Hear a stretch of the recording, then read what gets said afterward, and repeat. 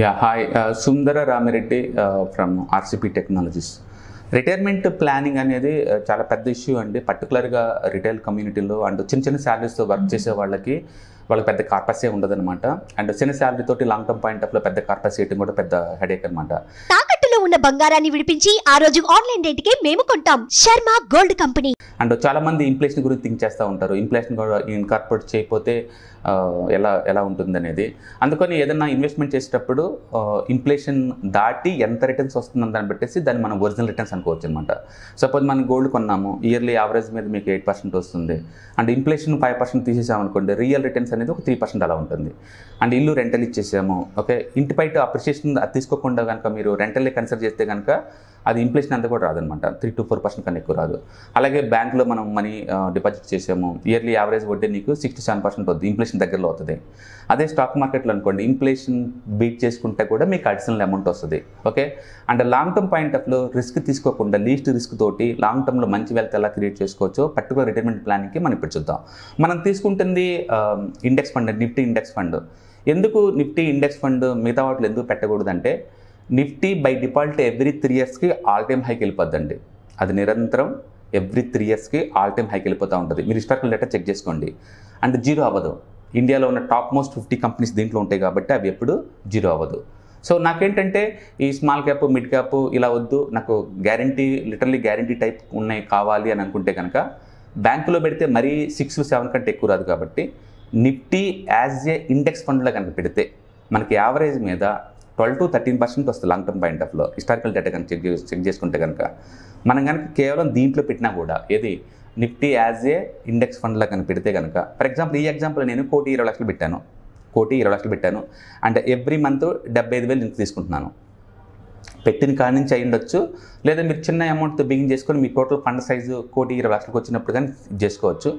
Every month 75,000 withdrawal పెట్టారు. ఇలా పెడితే నెక్స్ట్ 30 years తర్వాత కూడా మీరు 6 కోట్ల రూపాయలు విత్డ్రాల్ చేసిన తర్వాత కూడా స్టిల్ మీ ఫండ్ ఇంకా 1.1 crore ఉందండి. 1.1 crore ఉంది. అంటే ఈ ఫండ్ ఉన్నంతకాలం మీకు 75,000 వస్తూనే ఉంటుంది, మీ ఫండ్ అంతే ఉంటుంది లైఫ్ టైం అనమాట, ఓకే. ఇక్కడ మనం ఇన్ఫ్లేషన్ తీసేసిన తర్వాత మనం చూస్తున్నాం, గుర్తుపెట్టుకోండి, ఇన్ఫ్లేషన్ 5% మనం తీసేసిన తర్వాత కూడా మనం చూస్తున్నామండి. అంటే 6 crore విత్డ్రాల్ అయిపోయిన తర్వాత కూడా మనం చూస్తున్నాం అనమాట. అందుకని ఎవరైనా చాలా కన్జర్వేటివ్గా ఉన్నాం, మ్యూచువల్ ఫండ్లో ఇన్వెస్ట్ చేయాలంటే భయం వేస్తుంది, మార్కెట్లో అప్ అండ్ డౌన్ ఉంటాయి, వాలటిలిటీ ఉంటాయి. కాబట్టి అంటే కరోనా లాంటి ఈవెంట్లు వచ్చినా, లేకపోతే ఏదైనా ప్యానిక్ ఈవెంట్ వచ్చినా కూడా ఎక్కువ కొలాప్స్ అవుతుంటాయి. కాబట్టి అదే నిఫ్టీ అయితే తక్కువ కొలాప్స్ అవుద్ది, వెంటనే క్విక్గా రికవర్ అవుద్ది. కాబట్టి మీరు నిఫ్టీని నమ్ముకోవచ్చు బ్లైండ్గా మిగతా వాటితో కంపేర్ చేసినప్పుడు. అంటే యావరేజ్ మీద మీకు 12 to 13% వచ్చింది నిఫ్టీలో పెడితే అనమాట. మనం ఇక్కడ తీసుకుంది కేవలం 12% రేట్ ఆఫ్ రిటర్న్ మాత్రమే తీసుకున్నాం, 12% మాత్రమే. అండ్ ఇన్ఫ్లేషన్ని 5% కన్సిడర్ చేసినా సరే, and still you are making the good money అనమాట. అందుకని మీరు కన్జర్వేటివ్ అప్రోచ్ చేయండి. స్టాక్ మార్కెట్ అంటే భయం అని అనుకున్నప్పుడు రిటైర్మెంట్ ప్లానింగ్ ఎలా చేసుకోవాలి అని అనుకుంటే కనుక డెఫినెట్గా ఇండెక్స్ ఫండ్స్, పర్టికులర్గా మల్టీ సెక్టర్ ఫండ్స్ నిఫ్టీ లాంటివి చాలా బాగుంటాయి. ఎందుకు నిఫ్టీలో అంటే, నిఫ్టీ ఎనీ పాయింట్ ఆఫ్ టైంలో ఇండియాలో ఉన్న ద బెస్ట్ 50 కంపెనీస్ ప్యాక్ అనమాట. అది ఎవ్రీ 6 monthsకి రీబ్యాలెన్స్ చేస్తూ ఉంటారు. ఏదన్నా ఆ స్టాక్ కనుక ఏదైనా వర్స్ట్ టైర్ అవుతుంటే దాని బదులు స్ట్రాంగ్ స్టాక్స్ తోటి రీప్లేస్ చేస్తూ ఉంటారు లాంగ్ టర్మ్ పాయింట్ ఆఫ్ లో. అందుకని మీరు నిరంతరం ఎక్స్పర్ట్స్ వాళ్ళు దాన్ని రీబ్యాలెన్స్ చేస్తూ ఉంటారు. కాబట్టి స్ట్రాంగ్ 50 స్టాక్స్లో ఉంటారు. అవన్నీ ఫండమెంటల్ సౌండ్. కాబట్టి మీకు స్టాక్ మార్కెట్ గురించి అంటే ఏం ఐడియా అవసరం లేదు, అండ్ ఫండమెంటల్ అనాలిసిస్ నాలెడ్జ్ గురించి అవసరం లేదు, అంటే లాంగ్ టర్మ్లో దాన్ని ఎలా మేనేజ్ చేయాలో, ఏం చేయాలనే టెన్షన్స్ ఏం అవసరం లేదు. అంటే మీరు ఫండ్ని క్రియేట్ చేసుకోండి, 1.2 lakh అట్లా 1 crore అట్లా, లేదా ఎవ్రీ మంత్ 5,000-10,000తో ఫండ్ క్రియేట్ చేసుకోండి. మీ రిటైర్మెంట్ కల్లా, ఆ టైం కల్లా మీరు ఇయర్లీ యావరేజ్ మీద ఒక 75 to 1 lakh పెట్టారనుకోండి, కంటిన్యూస్గా మీరు విత్డ్రాల్ చేసుకుంటూ పోవచ్చు మీ కెరీర్ అంతా. ప్లస్ మీ ఫండ్ అంతే ఉంటుంది లాంగ్ టర్మ్ పాయింట్ ఆఫ్ లో. అదే మీరు మ్యూచువల్ ఫండ్స్ చూడబోతే ఇంకా చాలా ఎక్కువ వస్తుంది. ఎందుకంటే small cap mutual fund average మీద 25% వస్తుంది, బట్ విత్ వాలటిలిటీ ఉంటుంది. మీరు వాలటిలిటీని హ్యాండిల్ చేసేలాగా ఉంటేనే మీకు అది వస్తుంది అనమాట. ఎప్పుడైనా గుర్తుపెట్టుకోండి, మీరు యూత్లో ఉంటే అచ్చం ఈక్విటీకి 100% కేటాయించడం చాలా ఇంపార్టెంట్. అండ్ ఫ్యామిలీ డిపెండెంట్ ఉన్నప్పుడు బ్యాలెన్స్గా ఉంటే ఇంపార్టెంట్, అంటే కొంత డెట్ కొంత ఈక్విటీలో ఉంటుంది ఇంపార్టెంట్. అండ్ రిటైర్మెంట్ దగ్గరికి వచ్చినప్పుడు మొత్తం కూడా సేఫ్టీగా ఇలా నిఫ్టీలో కానీ లేకపోతే డెట్ ఫండ్స్లో కానీ ఇలాంటి వాటిలో పెడతాను బెటర్ అనమాట. కొంచెం అగ్రెసివ్గా ఉంటే మీరు హైబ్రిడ్లో కూడా పెట్టుకోవచ్చు. So డిపెండ్గా upon me risk profile బేస్గా తీసుకొని మీరు ఇందులో పెట్టుకోవచ్చు అనమాట. రిస్క్ బేస్గా తీసుకొని మనం దీంట్లో పెట్టుకోవచ్చు అనమాట. కాబట్టి మీరు కన్జర్వేటివ్గా ఉన్నారు, ఓకే, నాకు రిటైర్మెంట్ ప్లానింగ్ కావాలి అనుకున్న వాళ్ళు రిటైర్మెంట్ దగ్గరలో ఉన్న ఆల్రెడీ ఇప్పటికే లేట్ అవుతుంది అనుకున్న వాళ్ళు బెస్ట్ థింగ్ ఏంటంటే index fund, Nifty index fund తీసుకోండి. ఇది పక్క conservative and 12% and market collapse అవటం అంటూ ఏముండదు నీకు. ఎందుకంటే లాస్ట్ ఆల్మోస్ట్ 12 years అవుతుంది మార్కెట్ కొలాప్స్ అవ్వక. మార్కెట్ 12% పడి ఇప్పటికి 12 years అవుతుందండి. లాస్ట్ 8 years నుంచి ఇంతవరకు రెడ్ మార్క్ లేదు నిఫ్టీలో.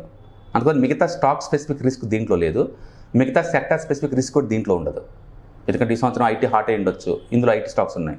ఈ సంవత్సరం ఇన్ఫ్రాస్ట్రక్చర్ హాట్ అయి ఉండొచ్చు, అవి దీంట్లో ఉంటాయి. ప్రతి హాట్ సెక్టర్ దీంట్లో ఉంటుంది, డల్ సెక్టర్ కూడా దీంట్లో ఉంటాయి. కాబట్టి అవన్నీ కూడా డిస్కౌంట్ అవుతూ ముందుకు పోతూ ఉంటాయి అన్నమాట దీంట్లో. అందుకని లాంగ్ టర్మ్లో రిటైర్మెంట్ ప్లానింగ్కి మీరు పక్క కన్జర్వేటివ్ అనుకుంటే సింపుల్ సొల్యూషన్ ఏంటంటే Nifty as a index fund లాగా పెట్టండి. చిన్న అమౌంట్తో కూడా పెద్ద కార్పస్ స్టార్ట్ చేసుకోవచ్చు. లేదా నీ దగ్గర పెద్ద డబ్బు ఉన్నా సరే ఒకేసారి పెట్టేసుకొని అండ్ మంత్లీ 75 నుంచి 1 lakh వరకు విత్డ్రాల్ పెట్టుకున్నా సరే రెస్ట్ ఆఫ్ మీ లైఫ్ వరకు కూడా క్యాష్ ఫ్లో ఉంటుంది. ఓకే, అండ్ రిటైర్మెంట్ అయిన తర్వాత cash flow, regular cash flow, that to డిజిటల్గా ఉంటుంది, చాలా ఇంపార్టెంట్. ఫిజికల్ అసెట్స్ మీద ఫోకస్ చేయమాకండి. ఆ టైం కల్లా మనకు పెత్తనాలు ఉండవు అనమాట. ఎందుకంటే కొడుకులు పెద్దలు అవుతుంటారు, ఆ టైంలో చాలా ఇష్యూస్ బిన్ అవుతాయి. కాబట్టి డిజిటల్గా ఉంచుకోండి. అండ్ మీకు సేఫ్టీ కావాలంటే మాత్రం ఇండెక్స్ ఫండ్స్లో పెట్టుకోండి, నిఫ్టీ ఇండెక్స్ ఫండ్. ఎందుకంటే ఇది మల్టీ సెక్టర్ ఇండెక్స్ ఫండ్, చాలా తక్కువ వచ్చింది కానీ ఆల్మోస్ట్ మిగతా వాటితో పోల్చుకుంటే ఇది మోస్ట్ సర్టన్ అనమాట. అందుకని డెట్ ఫండ్స్ కంటే ఎక్కువ రిటర్న్స్ రావాలి, బట్ ఈక్విటీ మార్కెట్ నాకు వద్దు, టూ మచ్ వాలటిలిటీ అలాంటి నాకు వద్దు అనుకున్నప్పుడు రెండింటి మధ్యలో ఇయర్లీ 12% వచ్చి లిటరలీ ఎవ్రీ 3 yearsకి ఆల్ టైమ్ హైకి వెళ్ళే ఖచ్చితమైన ఫండ్ ఏదైనా ఉంటే అది నిఫ్టీ అనమాట. ఎందుకంటే ఇది మల్టీ సెక్టర్ ఫండ్ కాబట్టి రిటైర్మెంట్ కల్లా ప్రతి ఒక్కళ్ళు కూడా తక్కువ రిస్క్ తీసుకుందాం అనుకుంటే దీంట్లో పెట్టుకోండి, నిఫ్టీ యాజ్ ఏ ఇండెక్స్ ఫండ్లో. నేను కొంచెం రిస్క్ తీసుకుంటాను అనుకున్నప్పుడు మన మనీని సెగ్రిగేట్ చేసుకోవచ్చు. ఏది మిడ్ క్యాప్ కొన్ని, స్మాల్ క్యాప్ కొన్ని డెట్ కొన్ని, అలా బ్యాలెన్స్ కూడా చేసుకోవచ్చు. So basically any financial advice based on the individual risk profile బట్టి ఉంటుందండి. మీకు ఎంత రేట్ ఆఫ్ రిటర్న్ కావాలి, ఎంత రిస్క్ టాలరేట్ చేస్తారు, ఎప్పటికల్లా కావాలి, ఓకే, వీటన్నిటి మీద డిపెండ్ అవుద్ది. అందుకని స్ట్రైట్ అవే అందరికీ ఒకటే మ్యూచువల్ ఫండ్ మనం రికమెండ్ చేయలేము. ఇప్పుడు నేను చెప్పింది ఏంటంటే అందరికి సూట్ అవుద్ది, బై డిఫాల్ట్ ఇది కన్జర్వేటివ్ వాళ్ళకి సూట్ అవుద్ది అండ్ అగ్రెసివ్ వాళ్ళకి కూడా సూట్ అవుద్ది. కాబట్టి మీరు కనుక ఇంకా రిటైర్మెంట్కి ప్లాన్ చేసుకోకపోతే ఇప్పుడే ప్లాన్ చేసుకోండి అండ్ లాంగ్ టర్మ్లో మంచి వెల్త్ క్రియేట్ చేసుకోండి అండ్ పీస్ ఆఫ్ మైండ్ తోటి రిటైర్ అవ్వండి. మళ్ళీ రిటైర్ అయిన తర్వాత ఎలా సర్వైవ్ అవ్వాలి అనే క్వశ్చన్ ఉండదు అనమాట, ఇలా ప్లాన్ చేసుకుని ముందుకు పోతే. Okay, all the best, thank you.